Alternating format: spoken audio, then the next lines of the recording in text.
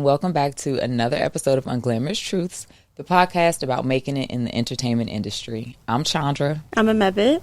I'm Crystal. And, I don't know who needs to hear this out there, but it is You.Season. And that's what we're going to be talking about today. So today's kickoff question is actually a simple yes or no. Oh, love it. Okay, isn't that so fun? Mm-hmm. So easy, so quick. Are you good at prioritizing yourself? I will answer first. No. It's funny because my therapist just read me for filth yesterday on this, so it's kind of very timely for me. Mm-hmm. I think that I am definitely better at it than I was previously, like a few years ago. But I definitely think I have some more work to do in getting better at it. Yeah. Yeah. I will say no. I thought that was that. I thought that was it. I was like, I'm so into it. I was like, I know that's right. Eat them up. Yes. No. Yes, it's always me season. No, the answer is no. I too had therapy yesterday, and she too said, what we're working on in this season is no to others, yes to yourself. Okay. So this is right on time. So, wow. Well, look at that. Everybody's therapist is having the same conversation. I think you probably have called them or something. Did you know? Did you got them for this? And I think trying to drag us. I'm not going to hold you. I think this is just like the messaging through the universe, right? Like, I just think, I don't know if it's an age thing. I don't know if it's a season. I don't know what it is, but I do feel like this is the message that continues to come to me, and obviously it's coming to other people. So clearly it really is You.Season. It really is me season. And so in this, I really have been like meditating on what is so hard about prioritizing yourself, because it seems like it should be a simple thing. And like for me, I think what I'm trying to get over is such a guilt around it. And like feeling like to prioritize myself is to not be in service or to be taking care of other people.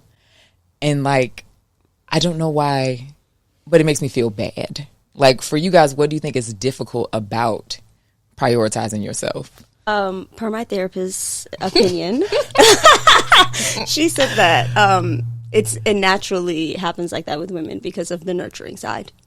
Like the guilt, it's like our nature to want to like nurture others. And so when we prioritize ourselves, the consequence of that is that you can't really be nurturing to this other person's needs as much. And so then you feel guilty. Damn. I mean, she said that. I mean, yeah. Gift and curse. Yeah. Mm-hmm. Yeah. I feel like God could have sprinkled a little bit more of like, maybe some you nuance. Nurture, right? Just like, but it worked on like, you first. Where was that bowl of audacity? Right. And like, what? Right. Look, just a little sprinkle. A teeny. Just a little. Just give me a little. A teeny, tiny. Because one. I think we can be hyper audacious when we know it's serving a larger mission. Like, I actually feel more comfortable being like, this is for the team or this is for us to accomplish this. I'm great at showing up in that way. But in terms of like solely woly, putting myself first, emotions, got it. That's where we're at today. Got it. No tears. In terms of, so I have someone that I do breath work with who's like been like a spiritual guide to me, Kathleen. Shout out Kathleen Booker. Love you, girl. Amazing breath work coach. And she will always start this thing with me where it's like a culture of, it's kind of cute. It's a little hokey sounding, like Mr. Rogers sounding, but she'll say, let's talk about your solely woly time. Like, what's solely woly about you? Ooh. Yeah. And she introduced that a few years back. And it's such a cutesy way to just, like, remind myself that I'm having just juicy me time. You know what I mean? No one else around. So she'll check in and be like, where are we at with solely woly? How you feeling? What did you do that was solely woly? You know? And that doesn't have to be career. That could just be I took a walk, or I didn't think about anybody else, or I told someone else to go get the groceries. You know what I mean? That was fiery. She had a whole lot. Because I think that's what's hard, right? Is like when you start saying yes to you, you have to start saying no to others. Yeah.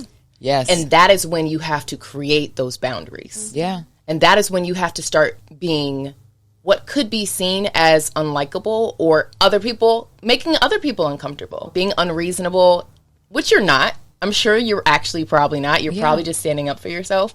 But it can feel like that. I'll speak for myself. I know when I had to start delegating or being like, I can't do this, this, and this, because then I have no solely woolly time for myself. That can be hard, especially if we're looking at gendered situations where men are socialized and maybe they have a little less of the nurturing, so they can be a little bit more like audaciously like, this is what I'm going to do. Right. So that this is what I have to do. This is what I have to do.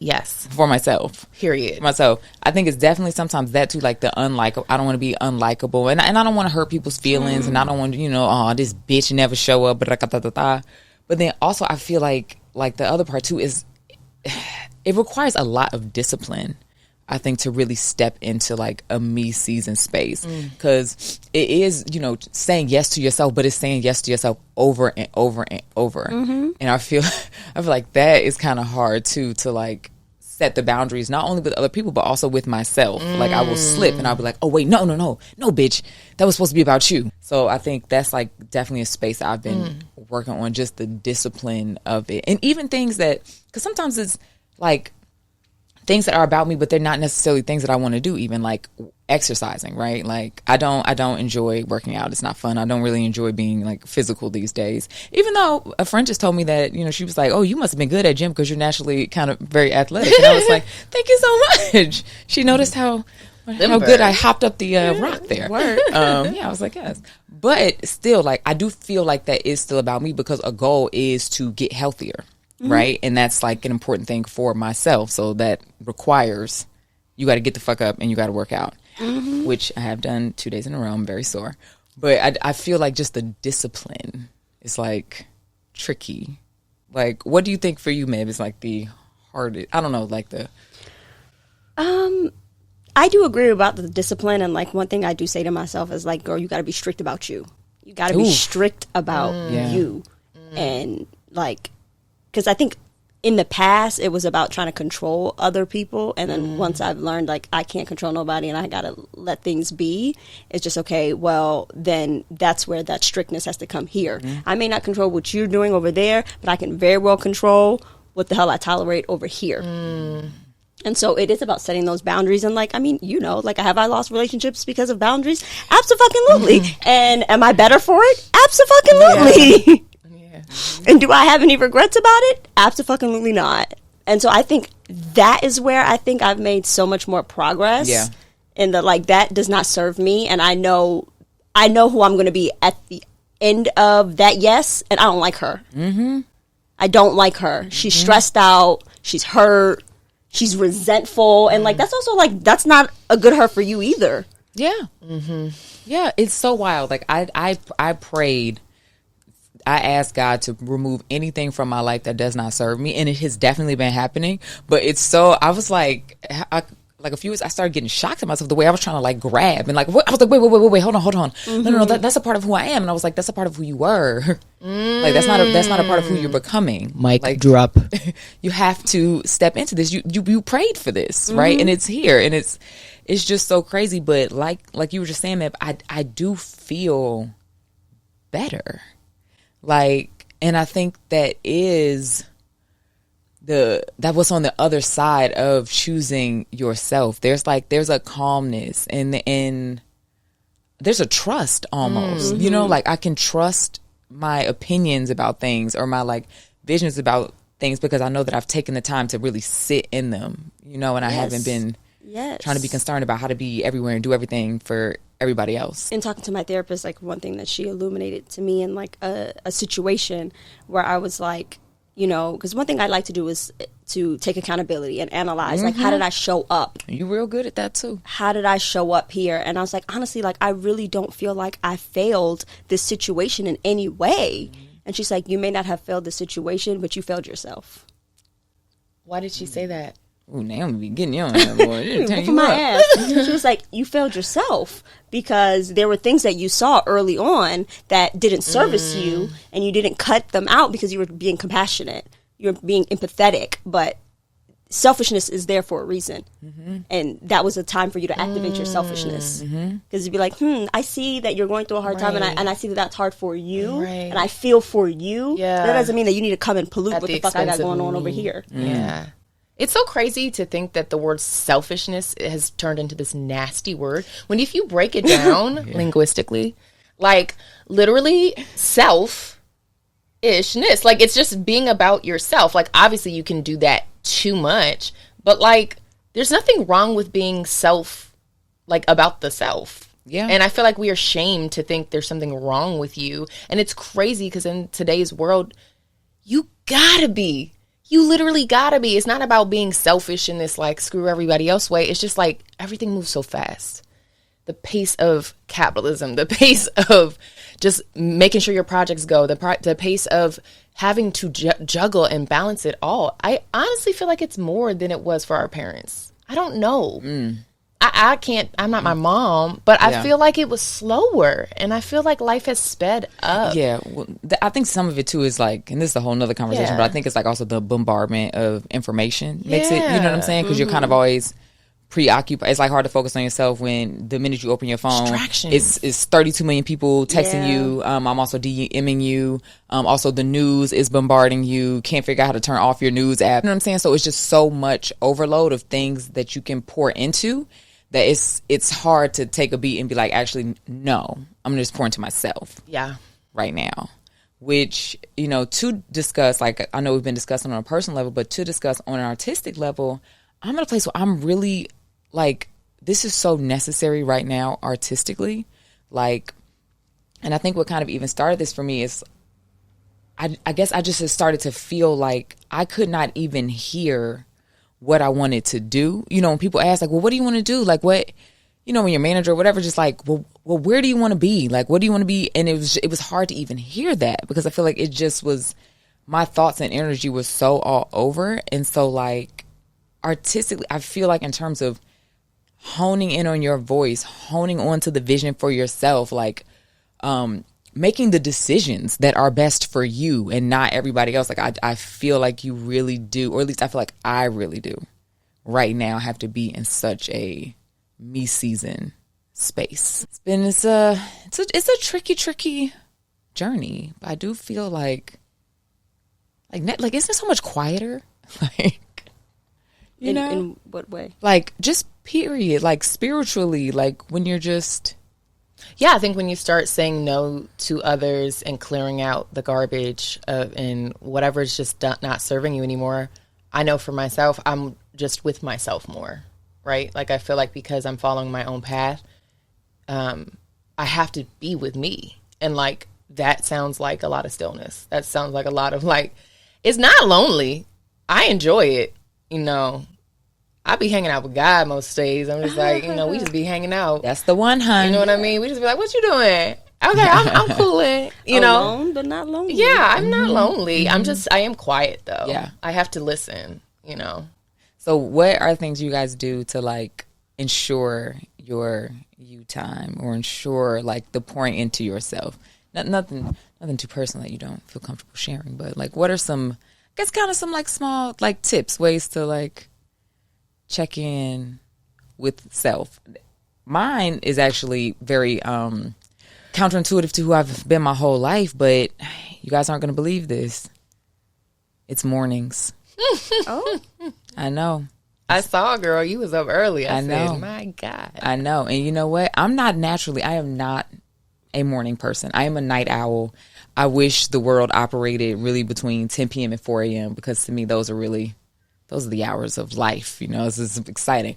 But to just be properly in the season, I have discovered that I have to go to bed mad early, and I have to get up early. And obviously, it's helpful because I have children. But you know, my husband, God bless him, he actually does the mornings with the children. You know, and I only do it when he's out of town. But I'm like, okay, I still have to get up at that time so I can have a little beat with my babies, because even though I am in my me season, I am still a mom, and so we have to fluctuate that. It cannot always be about me. Sometimes, a lot of times, it gotta be about them too.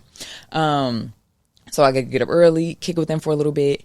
And then it's like, then I have my time if I want to work out, if I want to swim, if I want to journal, if I just want to sit. Like, so I'm just really, it's that real, and it's very early. what is that? Oh my God. I mean, you know, up at like 6:30, but in terms of commencing, Yes. getting things going, like getting out of the bed, 7, which for me, with for somebody out there, they like 7. That's late, but for me, that's fucking that's insane. Yes. Like I like to wake up at 11 a.m. so I can still count this morning. What is happening at 7 a.m.? Crime? Like what y'all doing? You know, I used to say that all the time. I'm like, I don't understand why people wake up early. Like, what the fuck is going on at 7? Nothing but work. Like, if you got that kind of job, and I work nights, the fuck are you doing? Who wants to be on a train at this hour? Anyway, shout out to the morning warriors. For me, it's 3 things.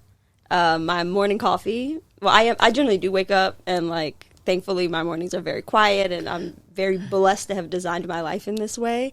That I'm up at 7. I have 7 to 10 to myself. Like I don't talk to people. But if I get texts, sure. But like when it comes to work stuff, none of that happens before 10 a.m. to me because that's just rude. So I have my coffee. Like if I have something on my mind, journal. That's my time. 7 to 10 is my time. I meditate. And then throughout the day, I'll put my phone on D&D. And that just brings me so much peace. Or like I'll put it in a drawer. So just so I'm like, I'm not feeling, because sometimes I feel so tethered. And it's not even just like professional. It's also personal. I'm just like, oh, if my mom calls or something like, and it's okay. Like, it's actually cute sometimes to come back to see missed things and you can like get back to it. God damn it. You don't have to see everything in real time. Right? Yeah. Somebody stayed about me. Ooh. Cute. 2 calls. Hello. And then the third is Pilates. You know I love me my Pilates. I know you too. My whole 4 or 5 p.m. So it's like kind of like little benchmarks throughout the day. My morning, my afternoon, my early evening. Oh, we're a 7 a.m. crowd over here now. Look at everybody. Crystal, you're earlier than that. No, I'm not. Crystal just goes to bed real early. Crystal get her sleep. I get 9 hours of sleep. So that is, you crank it up. Like you open your eyes and you get to it. Oh, for sure. Yeah, but it's still 7, babe. Yeah. But that's my prime. 7. Just today at 7, I was sitting outside on the deck and I was because the thing is at 7 I check the stock market. Oh, I do my trading. I contact people on the East Coast that need to be contacted if it has anything to do with business, anything to do with making me money. I just feel like the money hours from 7 to 9 for me. Like that's when I'm my most masculine, where I'm like, focus. Like, how are you making money, bitch? You can flow the rest of the day, but like if I need to hop on a call with how to pitch client or like, you know, whatever. So like that's just how I'm built. That's just how I'm built. It's literally like, yes, I'm a.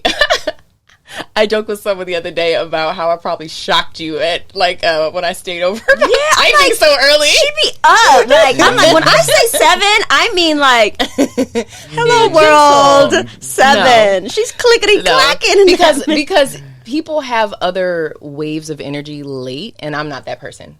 After 8, I'm dead. Like there's nothing happening. So I must attack at the top of the day. So the top of the day is precious because I have my most potent energy.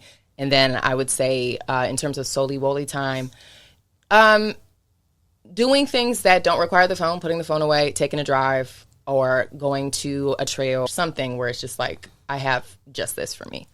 And away from the phone, I think it's important. Well, that's beautiful. That's beautiful. I think the important thing that we've learned here today is you got to have your solely time. A big question that I've been asking myself that maybe, you know, you guys at home, this is helpful to you. I asked myself, I said, if I was my partner, would I stay with me? And if I was my partner, would I stay with me? And when I started saying no, because you don't buy me shit, you don't spend no time with me, you don't give me no words of affirmation, you give me nothing. And then I said, oh, well, let's improve this. So ask yourself that. And if the answer is no, you would not stay with yourself, start making some changes. Get some me time in, get some solely time. From the Downtown Girls to you. It is motherfucking you season. Okay? Well, thank you guys for joining us for another episode of Unglamorous Truths. I am Chandra. You can find me at Chani. I am mind blown. I'm also a Mevit. You can find me at a Mevit Bayane. I'm Crystal. You can find me at _Chris. And you can find us at Unglamorous Truths, and you can listen to the podcast wherever you find yours. Bye.